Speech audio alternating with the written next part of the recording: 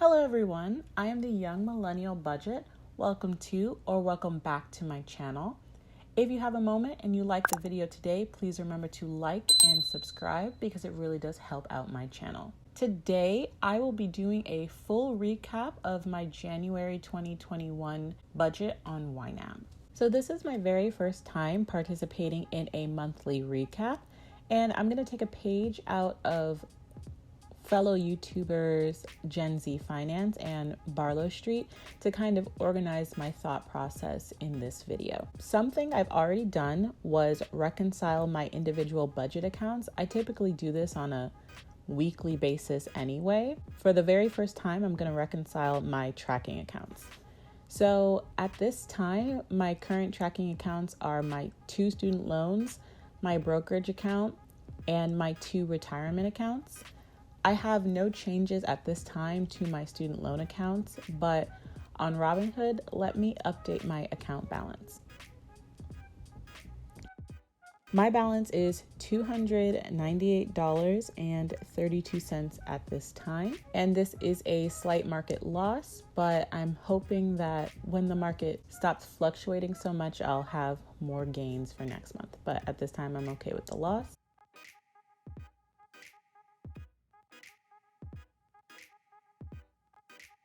And now I'm going to update my 401k balance. So I wasn't sure how to do this originally because my company is not fully vested in me until after 2 calendar years. And the balance online shows only the balance with their contributions and growth. But I did discover that I could call up the company each month, figure out my current balance excluding the vested amount, and that's what I'll be using to correct my 401k balance each month. So at this time, my current balance is $2,593.59. This is technically a small loss according to the website. At the end of December 2020, I had a balance of closer to $2,700. So the account has dropped about $110-ish this past month, which is okay.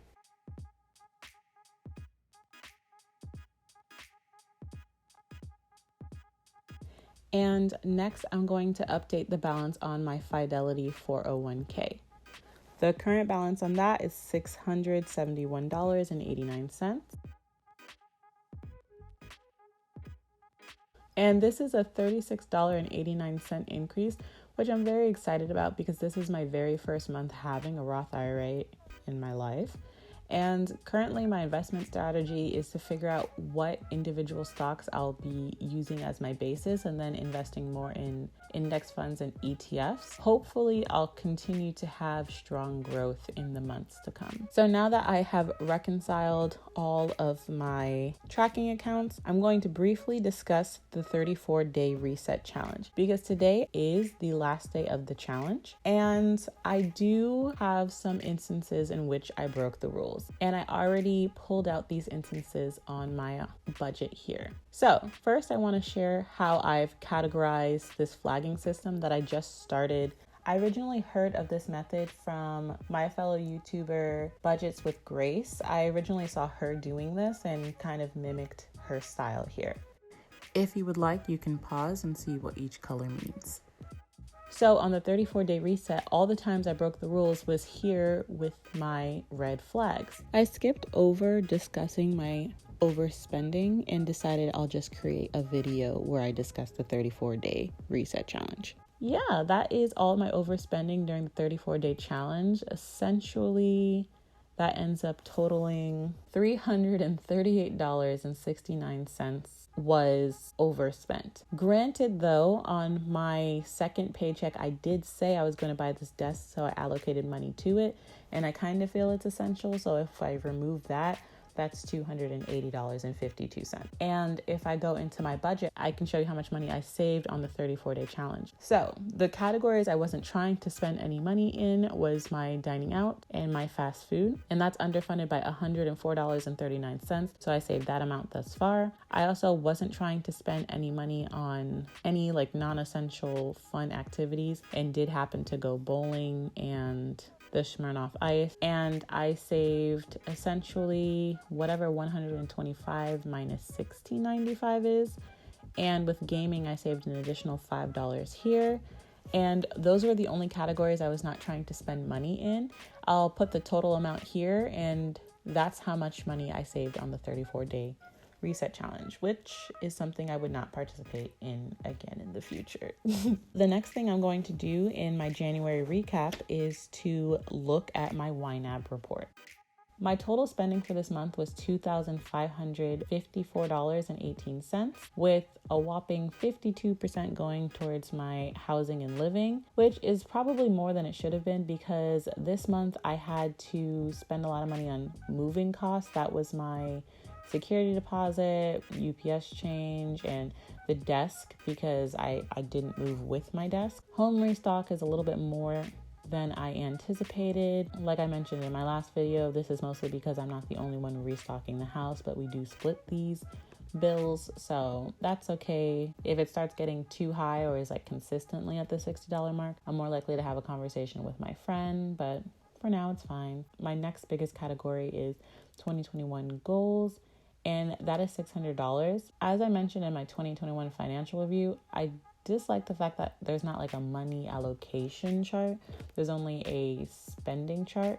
However, I can just talk about it a little bit. So this month I had put $500 towards my Roth IRA and $100 towards my Robinhood. However, I did put about $2,050 towards my new car sinking fund and $1,550 towards my student loans. I did a lot more allocation in the 2021 goals, but I'm satisfied with this number at this time. And my next biggest one is my professional expenses, which is something I'd already kind of budgeted for by making this a bit of a sinking fund. So I'm okay with this because it's a necessity. Food was more expensive than it should have been because ideally with the 34-day reset challenge, I would have only spent about $150 on groceries.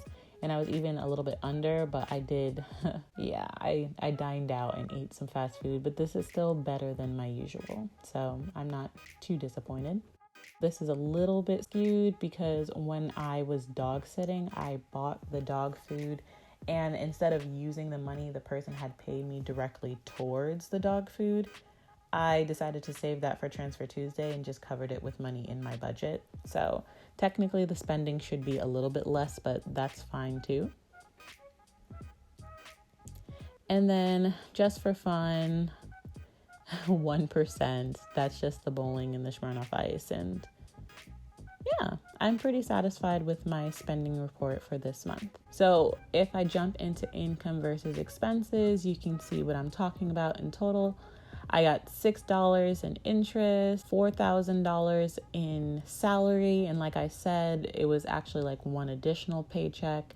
The stimulus check, I actually got some cash rewards from my credit card, and I'm planning on opening another one in the future, so hopefully I do that sometime soon. And some of this is the money that I received to pay for the trip. And I'm not going to review any of these because I've already talked about them. Income breakdown. Ironically, so many of the YNAB YouTubers really like this feature. However, I think I just feel the same way about this as I do about the spending by category because it is a little bit more of money allocation, but this telling me I have a $3,645 gain doesn't mean too much to me because a lot of this includes sinking funds that I haven't yet spent from, and I would just love it if there was more of a money allocation chart. But it is exciting to see that according to YNAB, I saved 58.8% or just had an overall net gain of 58.8%. And if you head over to the balance over time, you can see that most of my accounts stay pretty consistent. The only one that grows kind of exponentially is my Ally Savings because this is where I send any of the money for my 2021 financial goals, such as my student loan sinking fund and my car and emergency funds. This one grew from $14,820 up to a healthy $19,650. So that's good. And lastly, I'm going to move on to net worth. I'm going to look at the toolkit one and the regular YNAB one. So here is the toolkit report. I actually have both net worth reports on different settings, which is why I look at them both. This one includes every single one of my accounts, and I don't typically think that all of my accounts add to my net worth. For instance, my Wells Fargo checking and credit card are accounts that I'm frequently spending money on and paying off at the same time. So if it's money I already plan on spending, I don't believe it really is doing anything for my net worth, if you get what I'm saying. So according to the toolkits report, with all of my accounts included, my net worth is now negative $7,029.41, which is a drastic increase from the $11,662.95 I started the year with. And now it says my debt ratio is 126%. And it's actually very exciting to see that I'm getting dangerously close to zeroing this out. But like I said before, because my checking account pretty much includes my 1 month ahead and current spending categories, I don't truly believe this is accurate. So let me hop into my reports one.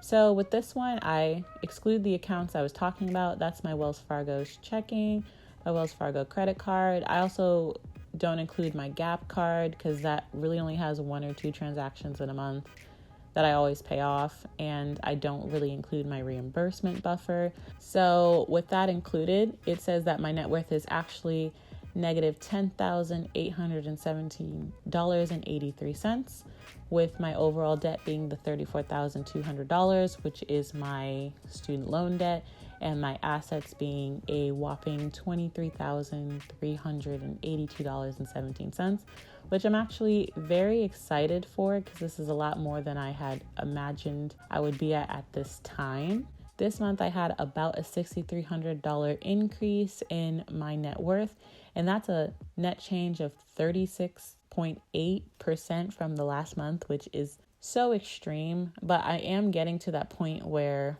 I'm getting dangerously close to a net worth of 0, which I am so excited to get to. But yeah, that's my net worth. I've gone over all of the YNAB reports with you guys today. And the last thing I'm going to do is look at my 2021 financial goals. So these are my 2021 financial goals for my video. There are 17 in total, and all of the blue ones are ones that I would like to complete each and every month. And the goal is that by the end of the year, all 17 of these would be completed. So here you can see my January progress. I eliminated 3 of the rules, and that was mostly the quality of life increase rules. And this is because I was participating in the 34-day reset challenge, and they weren't truly applicable for this month. But I was able to complete 5 out of the 14 goals, and that was to pay a minimum of $1,400 towards my student loans. I remained 1 month ahead, so I'm fully funded for February 2021. I also opened up my Roth IRA with Fidelity, and I learned about the different FIRE movements and retirement in general. I did this by watching a couple of YouTube videos, and also I purchased the book A Simple Path to Wealth by J.L. Collins, just to kind of educate myself more on that strategy, and it's been a good read so far. I also participated in a savings challenge, and that was a 34-day reset. So here I'm going to show you guys the progress I made towards these loans in January. For my new vehicle sinking fund, I am now 45% funded. This is a lot more than I anticipated putting towards this goal in the very first month, but with all the extra income that I had and while participating in the 34-day reset challenge, I just felt like I could afford to do this. So I'm very excited to be 45% funded. In my student loans, I am now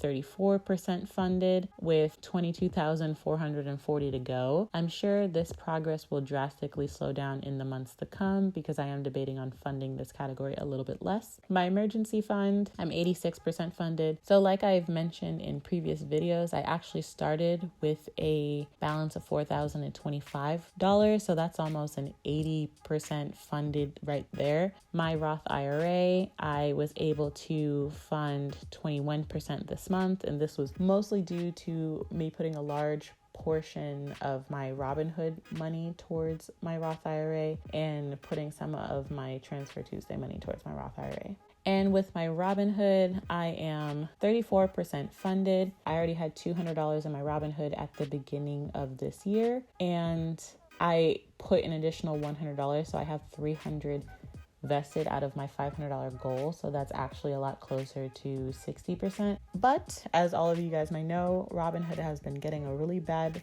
rap sheet in the last couple of weeks. And in my 2021 financial video, I was talking about how I was trying to leave Robinhood anyway. I'm about to download M1 Finance and Webull and kind of see my opinions on that. And I'll give you guys a review in the weeks to come. So the very last thing I'm going to do is put money towards my vacation fund.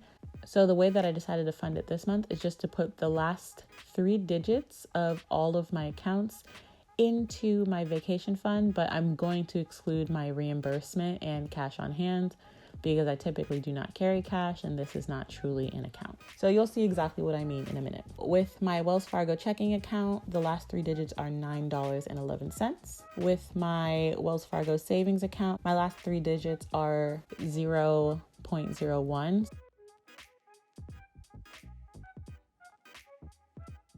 So this month I put $28.40 towards my vacation fund. Thank you guys so much for watching me recap my entire January 2021 video.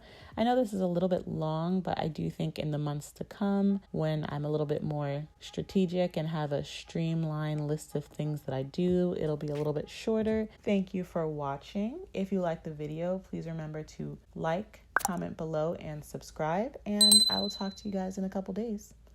Bye.